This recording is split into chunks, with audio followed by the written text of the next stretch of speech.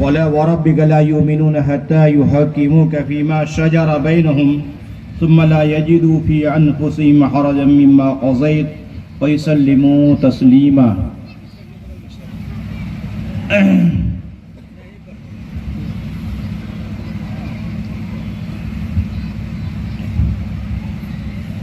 آپ سب میر جعفری اور علاقہ میر جعفری کے اہالیان و باشندگان مبارکباد کے مستحق ہیں کہ آپ کے یہاں امارت شریعہ کا ایک اہم ترین شعبہ دارالقضاء کا قیام عمل میں آ رہا ہے. امارت شریعہ کا پس منظر اور اس کی ضرورت پر مولانا قاری مجیب صاحب نائب قاضی امارت شریعہ کے ذریعے آپ نے سماعت فرمائی. اسلامی تاریخ کی بھی ایک جھلک انہوں نے دکھائی اور آپ کے سامنے یہ ظاہر کیا کہ ملت اسلامیہ میں امارت کی کتنی شدید ضرورت ہے اور حدیث پاک میں امارت کے قیام کے سلسلے میں کتنی تاکید ہے. ہندوستان جب انگریزوں کے ہاتھ میں چلا گیا اور مسلمانوں کے معاملات اسلامی نظام کے موافق حل نہیں ہو پا رہے تھے تو ضرورت اس بات کی پڑی کہ امارت شریعہ کا باضابطہ قیام ہو اور مسلم ایک ایسی تنظیم ہو جس کے ذریعے مسلمان ایک سلسلے میں جڑے رہیں اور مسلمانوں کے معاملات ان کے اسلامی نقطہ نظر کے موافق ہو. گرچہ انگریزی حکومت میں اسلامی عدلیہ کے نام سے باضابطہ ایک شعبہ قائم تھا لیکن اس میں اتنا پہلے تو کچھ مسلمان کے فیصلے مسلمانوں کے موافق ہو رہے تھے لیکن بعد میں ایسا ہو گیا کہ اسلامی عدلیہ کا نام تو باقی رہ گیا لیکن کام اسلامی نہج کے مطابق نہیں ہو رہا تھا. اس لیے اسی وقت اس بات کی ضرورت محسوس کی گئی تھی کہ اس کا باضابطہ قیام ہونا چاہیے. اور اس وقت ہندوستان کے طول و عرض میں جو ہندوستان کے حالات ہیں وہ ہماری نگاہوں کے سامنے ہیں. ایسے وقت میں تو پیچھے جتنی ضرورت تھی اس سے کئی گنا زائد اس وقت ضرورت ہے دارالقضاء کے قیام کی. ابھی آپ نے پیچھے دیکھا کہ حکومت نے ایک بل پاس کیا جس میں کہا گیا کہ 3 طلاق ہی نہیں ہوتی. آپ کا مقدمہ اگر وہاں جاتا ہے تو وہاں یہ کہا جائے گا کہ 3 طلاق دی گئی، طلاق ہی نہیں ہوئی، لہذا میاں بھی ایک ساتھ رہیں. تو وہاں کے فیصلے کے موافق ہے تو گویا ہے کہ آپ کو آمادہ کیا جا رہا ہے حرام زندگی پر، زنا پر. اس لیے وہاں آپ اپنے فیصلے کو لے جا کر حلال طریقے پر آپ کام نہیں کر سکتے ہیں. اسی طریقے سے جو مقدمات وہاں جا رہے ہیں اس میں آپ کی گاڑی کمائی کس قدر خرچ ہو رہی ہے اور کتنا لمبا وقت اس میں کھنچ رہا ہے اور فیصلہ کب آئے گا انتظار کرتے کرتے آنکھیں پتھرا جاتی ہیں. اس کے ذریعے مسلمانوں کے وہ معاملات جو مسلمانوں سے متعلق ہیں ان کے فیصلے اگر یہاں کرائے جائیں گے ایک تو آسانی کے ساتھ کم وقت میں بغیر کسی خرچ کے، جو معمولی خرچ اس کی ایک فیس ہے 500 روپے ابھی فیس ہے جبکہ 500 روپے کی کوئی اہمیت نہیں ہے. ایک مقدمہ دائر کرنے کی فیس صرف 500 روپے ہے کچھ 10-5 روپے کے کچھ فارم ہوتے ہیں وہ ہیں. تو پورے مقدمے میں سمجھے کہ 500-600 روپے میں آپ کا فیصلہ 2-3 نشستوں میں 2-3 سماعتوں میں آپ کا ہو جاتا ہے. کبھی کبھی تو ایک ہی نشست میں بھی فیصلہ ہو جاتا ہے.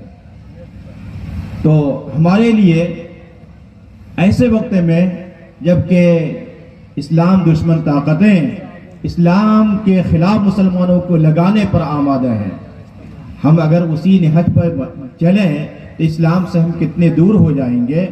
اس لیے ہماری ضرورت ہے اس بات کی کہ اسلامی نظام کے موافق جو دارالقضا قائم ہو رہے ہیں اس کا ہم بھرپور فائدہ اٹھائیں. بھرپور فائدہ اٹھانے کا مطلب یہ ہے کہ ہم اپنے مقدمات ان عدالتوں میں نہ لے جائیں جن عدالتوں کی وہ پریشانی ہے جو ہم نے ہلکا سا آپ کے سامنے اس کی جانب اشارہ کیا ہے، اور یہ کہ حلال و حرام کی تمیز کے بغیر وہ فیصلے ہوں گے. تو ان دارالقضاؤں سے ہم کو بھرپور فائدہ اٹھانا چاہیے.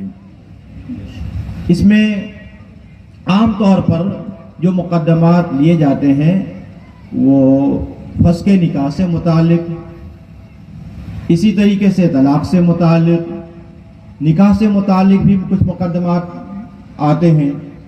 اسی طریقے سے جائیداد کی تقسیم سے متعلق بھی مقدمات لیے جاتے ہیں. فسخ نکاح سے مطلب یہ ہے کہ نکاح میاں بیوی کی رضامندی سے منعقد ہو گیا. نکاح ہوتا ہے تو لڑکی سے اجازت لی جاتی ہے، یہ ایجاب کے درجے میں ہے، اور لڑکے سے قبول کرایا جاتا ہے. اس ایجاب و قبول سے نکاح ہو گیا. اب اس نکاح کے بندھن کو توڑنے کا ایک پاور تو شریعت نے لڑکے کو دے دیا کہ لڑکا جب چاہے اس بندھن کو کھول سکتا ہے، توڑ سکتا ہے. لیکن شریعت نے لڑکی والا بندھن جو لڑکی کے ہاتھ میں ملنا چاہیے تھا اس بندھن کو قاضی شریعت کے حوالے کر دیا. مطلب یہ ہے کہ ایک لڑکی اپنے شوہر سے ظلم و زیادتی کی شکار ہے. اس کے کچھ اسباب ہیں. مثلا ایک عورت ہے جس کا شوہر لاپتہ ہو گیا ہے.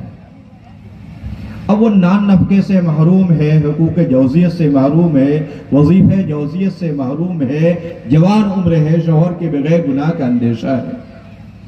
ایسی مظلوم عورت قاضی شریعت کے یہاں اپنا مقدمہ دائر کرے کہ ان حالات سے میں گزر رہی ہوں. قاضی مقدمے کی سماعت کریں گے. جب ثابت ہو جائے گا کہ واقعتاً یہ مظلومہ ہے تو اس کے نکاح کو قاضی اپنے اختیار سے توڑ دیں گے. اب اس کے بعد وہ آزاد ہے کہ دوسری جگہ نکاح کرنا چاہے کر سکے. اسی طریقے سے کوئی عورت ہے جو شوہر اس کا کہیں چلا گیا ہے، آتا ہی نہیں ہے. ایک یہ ہے کہ شوہر لاپتہ ہو گیا ہے، ایک یہ ہے کہ شوہر کہیں جا کے ایسا پڑ گیا ہے کہ وہاں سے کبھی پوری فون چاہے کر دیتا ہو لیکن وہاں سے آتا ہی نہیں، خرچ پانی بھیجتا نہیں. ایسے وقت میں اس عورت کو بھی اختیار ہے کہ ایسے شوہر کے نکاح سے اپنے کو آزاد کرانا چاہے کرا سکتی ہے. اسی طریقے سے ایک عورت اپنے شوہر کی جانب سے شدید زدوں کو مار پیٹ کی شکار ہے، اس کی بنیاد پر بھی وہ اختیار دیا گیا ہے. اس طرح کے کچھ اسباب ہیں جس کی بنیاد پر نکاح کے توڑنے کا قاضی کو اختیار ہے. تو یوں سمجھیے کہ نکاح کا بندھن میاں بیوی کی رضامندی سے منعقد ہوا اور ایک کنجی خود لڑکے کے ہاتھ میں دے دی گئی اور دوسری کنجی جو لڑکی والا ہے وہ لڑکی کے ہاتھ میں نہیں دی گئی کہ لڑکی یا عورت کو ناقصات عقل ہے، جلد اس کے اندر جھنجھلاہٹ آ جاتی ہے، جلد غصے میں آ جاتی ہے، کبھی بھی وہ بے وقت اپنے آپ کو طلاق دے لے گی، جبکہ یہ بات آج کل مردوں میں دیکھی جاتی ہے، چھوٹی موٹی بات ہو گئی، جہاں غصہ آیا فوراً طلاق، اور وہ بھی ایک نہیں دو نہیں بلکہ 3 پہ جا کے رکتے ہیں، تب جا کے ان کا غصہ ٹھنڈا ہوتا ہے۔ تو جو ناقصات عقل والی بات عورتوں میں تھی اب وہ مردوں میں آ گئی ہے کہ ہمارے مرد، ہمارے نوجوان طلاق کا بہت زیادہ استعمال کر رہے ہیں، جس بنیاد پر عورتوں کے ہاتھ میں طلاق کا اختیار نہیں دیا گیا تھا، وہ آج مردوں میں وہ بات پائی جا رہی ہے۔ اس لیے ہمارے مردوں کو یہ سوچنا ہے، ہمارے جوان کو، کہ طلاق ایک ضرورت تھی، یہ نہیں کہ جب چاہا ہم نے طلاق دے دی۔ طلاق کو آج کے لوگوں نے ایک زحمت بنا لی ہے، جبکہ وہ شریعت کے لحاظ سے ایک رحمت ہے۔ ایک رحمت کا مطلب یہ ہے کہ اگر میاں بیوی کے درمیان نکاح ہو گیا، ایک مرد اپنی بیوی سے اتنا پریشان ہے کہ وہ عورت اس کے گلے کی ہڈی بن گئی ہے، اب کیا کرے کہ وہ اس عورت کی زیادتی کا وہ شکار رہے اور نکاح میں قائم رہے، اور نکاح میں قائم رہ کر کے اسی طرح دم گھٹتے گھٹتے مر جائے۔ تو اسے ایسے وقت میں اختیار دیا گیا تھا کہ اگر تمہاری بیوی تمہارے ساتھ ظلم و زیادتی کر رہی ہے اور تم اس سے پریشان حال ہو تو اس سے چھٹکارا حاصل کرنے کے لیے اس کا استعمال اس ترتیب کے ساتھ کرو۔ اس کی ترتیب بتلائی گئی کہ ایک طہر میں ایک طلاق دی، ایک پاکی میں ایک طلاق دی جائے، پھر اگر ضرورت محسوس کی جائے دوسرے میں، تیسرے میں ایک ترتیب بتلائی گئی۔ تو وہ ایک رحمت ہی ہے کہ اگر کوئی مرد ظلم و زیادتی کا شکار ہو رہا ہے تو طلاق کے ذریعے اس سے آزادی حاصل کر سکتا ہے۔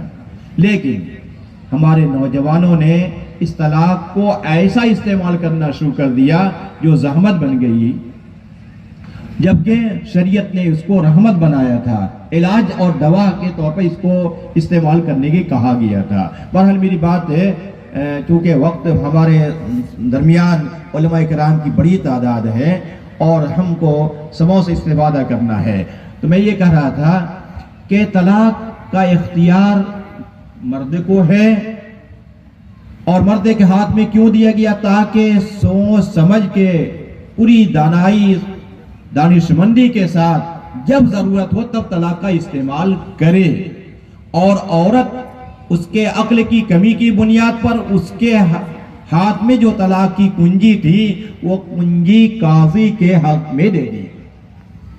اب قاضی کے پاس وہ اپنا مقدمہ دائر کرے گی، قاضی اس کے حالات کی تحقیق حاصل کریں گے، اور یہ معلوم ہو جائے کہ واقعتاً عورت مظلومہ ہے اور اس کے اندر سبب فسق پایا جا رہا ہے، تو وہ اس نکاح کو توڑ دیں گے۔ بہرحال یہ کہ دارالقضاء میں ایک تو فسخ نکاح کا مقدمہ، جس کے ذریعے ایک عورت اپنے شوہر کے ظلم و زیادتی سے محفوظ ہو سکتی ہے۔ اسی طریقے سے خاندان میں جائیداد کی تقسیم کے سلسلے میں اور خاص طور پر وراثت کے معاملے میں بہت زیادہ نزاع ہوتا ہے، اور یہ نزاع بہت لمبا کھنچ جاتا ہے۔ دارالقضاء کے ذریعے اس نزاع کو دور کرایا جا سکتا ہے۔ اللہ تعالیٰ کا حکم ہے فَإِن تَنَازَعْتُمْ فِي شَيْءٍ فَرُدُّوهُ إِلَى اللَّهِ وَالرَّسُولِ وَإِلَى أُولِي الْأَمْرِ مِنكُمْ، کہ اگر تمہارے درمیان کوئی نزاع ہو جائے تو اس کو اللہ کی جانب، رسول صلی اللہ علیہ وسلم کی جانب اور اولی الامر کی جانب پیش کر کے اس مقدمے کا حل کرو۔ اس لیے نزاع ہونا کوئی بڑی بات نہیں ہے، اور جب ایک معاشرہ ایک ساتھ رہے گا تو نزاع ہوگا ہی، لیکن اس نزاع کا حل ہم کو جائز طریقے سے، اسلامی طریقے سے، ہم اسلام کے ماننے والے ہیں، اسلام کا نعرہ لگانے والے ہیں، اسلام کی محبت کا تقاضا یہی ہے کہ ہم اپنے معاملے کو اسلامی عدالت میں دارالقضاء میں پیش کریں اور دارالقضاء سے بھرپور فائدہ اٹھائیں۔ یہ ہمارے لیے بڑی سعادت کی بات ہے کہ ہمارے قریب میں دارالقضاء کھل رہا ہے، ورنہ آپ کو چمپا نگر دارالقضاء آنا پڑتا، پڑھ رہا تھا پڑھتا بھی، تو کم سے کم یہ دوری کمی ہو کی اعتبار سے، مسافت کے اعتبار سے کمی ہو گئی اور آپ کے لیے اس سے استفادہ آسان ہو گیا۔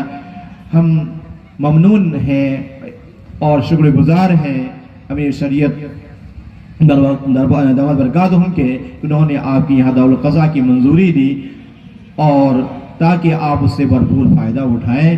ہم سب ان کا شکر گزار ہیں اور آپ سے درخواست ہے کہ آپ اس سے بھرپور فائدہ اٹھائیں۔ واہ انشاءاللہ۔